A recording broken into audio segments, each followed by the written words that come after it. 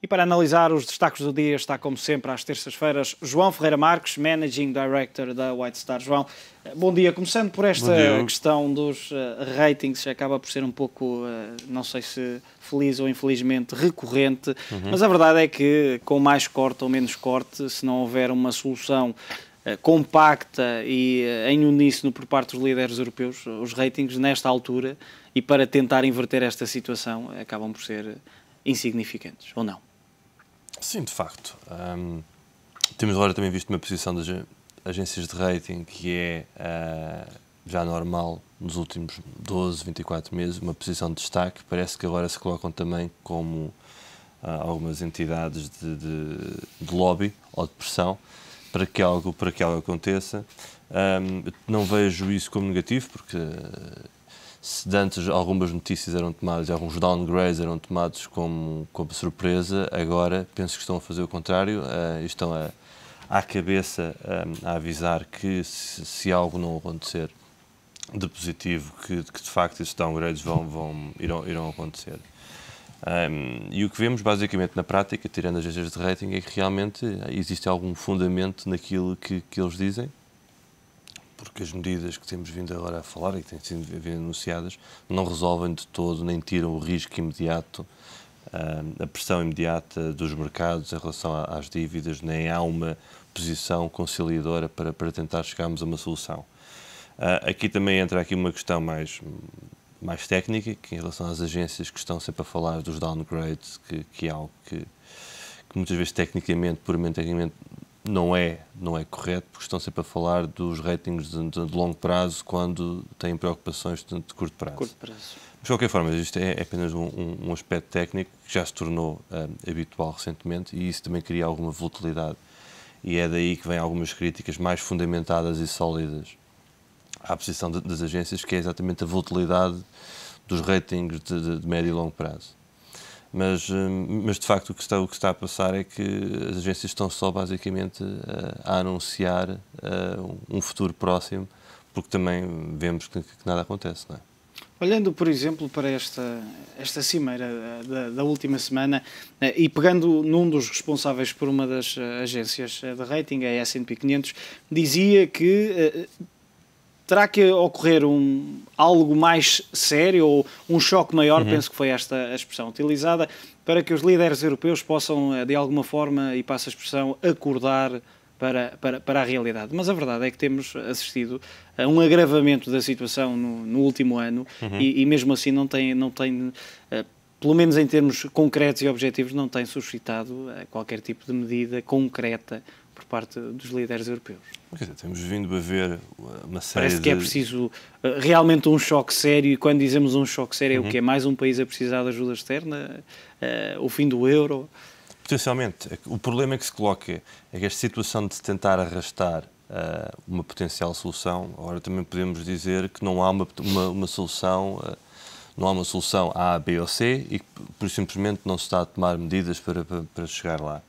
Há algumas potenciais soluções, com os seus riscos também, e essencialmente pela falta de confiança que existe entre países membros, tal não é viável, ou os países mais fortes, normalmente estamos a falar em concreto da Alemanha, para não falar também da França, que têm grandes reticências em relação a tomar essas medidas, porque os coloca também em xeque no futuro. O presente, eles têm a perfeita noção que é problemática, que os vai afetar, a situação extrema também os vai afetar, mas que o médio e longo prazo para eles é mais favorável do que estarem já a empenharem-se numa situação complicada quando não há confiança em certos Estados-membros. Nós temos que ver que esta crise, desde 2008, tornou-se essencialmente uma crise de confiança. Confiança entre investidores, falta de confiança, perdão, entre investidores, entre bancos e entre países também da própria União Europeia. E isso, pura e simplesmente, não ajuda este tipo de situação.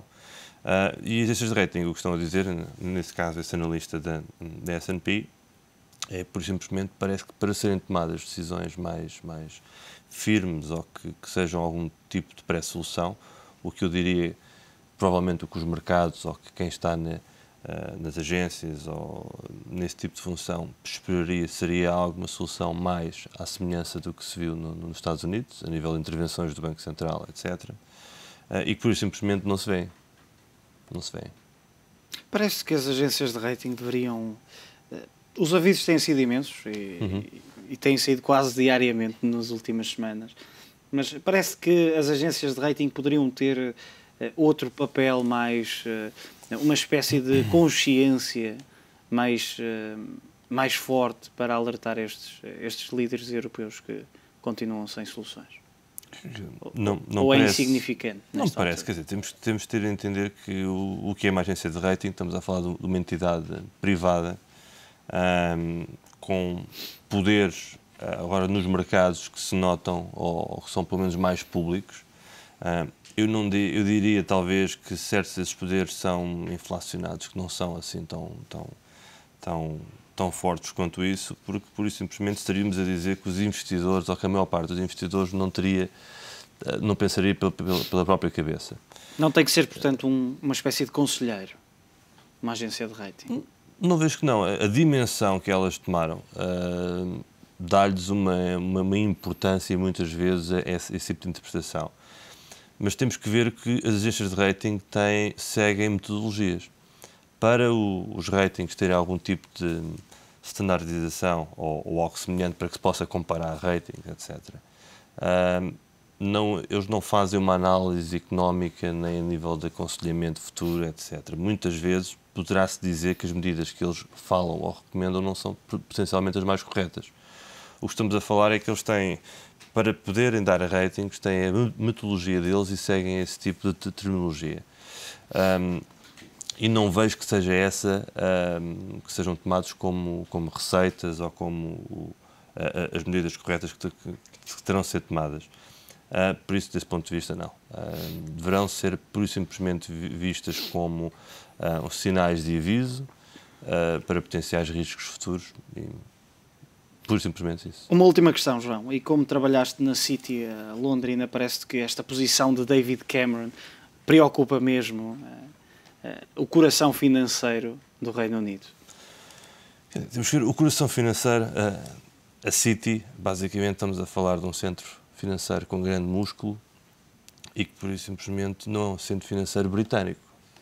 Essa é que é a questão. É um centro financeiro mundial com preocupações internacionais e, por isso, simplesmente, a preocupação dos responsáveis e de quem tem responsabilidades e pelos bancos e pelos hedge funds, pensões de fundos, seguradoras, etc., etc. A preocupação é que se tornem o mais despercebidos, que não haja este tipo de complicações. Risco político é algo que não lhes interessa e que estejam numa posição neutra que lhes permita terem acesso ao mercado internacional e à Europa em concreto pela proximidade geográfica. Este tipo de situações vão, obviamente, criar stress e preocupações.